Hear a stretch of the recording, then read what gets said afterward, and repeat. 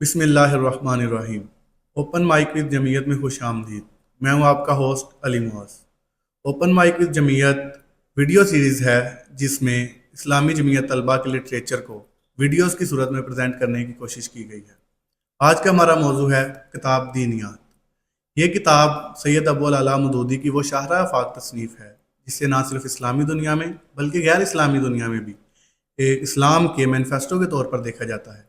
اس کتاب کی خاصیت یہ ہے کہ گزشتہ اس دینیات پر لکھی جانے والی کتب کے برعکس یہ اسلام کی ہمہ گیریت اور اسلام کو ایک مکمل ضابطہ حیات کے طور پر پیش کرتی ہے۔ وہ سید ابو العلا مودودی ہی تھے جنہوں نے کہ سب سے پہلے یہ ٹرم انٹروڈیوس کروائی تھی کہ Islam is a complete code of life. یہ کتاب پاکستان کے بہت سے مدارس میں شامل نصاب ہے اور اس کے تراجم دنیا کی ہر معروف زبان میں ہو چکے ہیں۔ آئیے اب ہم کتاب کے متن کی طرف چلتے ہیں۔ اس کتاب کا انداز بیان انتہائی سادہ اور زبان انتہائی سلیس ہے۔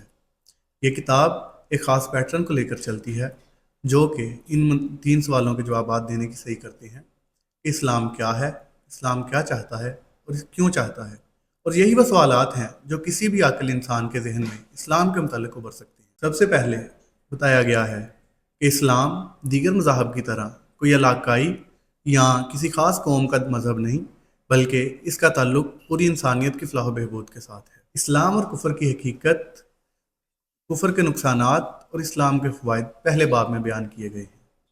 دوسرا باب ایمان اور اطاعت سے متعلق ہے۔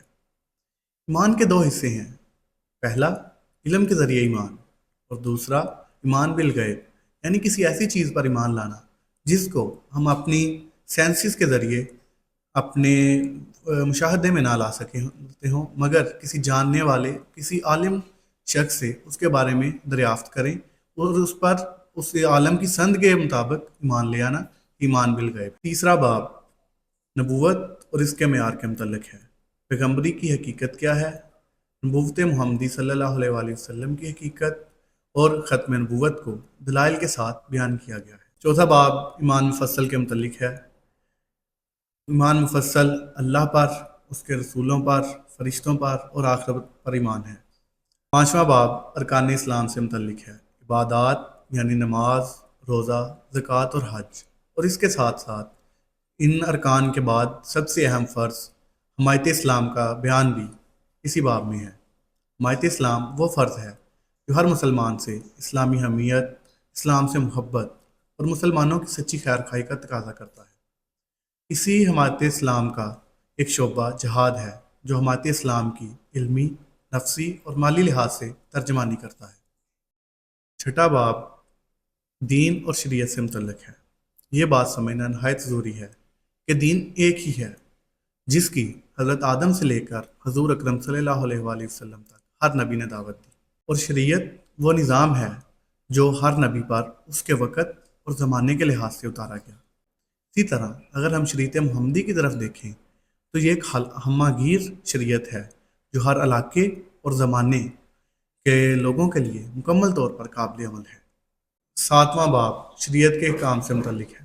اس میں شریعت کے چیدہ چیدہ اصول بیان کیے گئے ہیں اور اسلام نے جو حقوق مقرر کیے ہیں ان کا بیان بھی موجود ہے۔ خدا کے حقوق یہ ہیں کہ اس کے سوا کسی کو نہ مانا جائے، اس کی ہدایت تسلیم کی جائے، اس کی فرمان برداری کی جائے اور اس کی عبادت کی جائے۔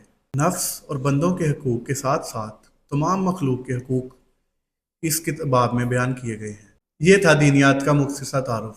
انشاءاللہ اوپن مائک وذ جمعیت میں کسی نئے موضوع کے ساتھ آپ کے ساتھ دوبارہ ملاقات ہوگی۔ خدا حافظ۔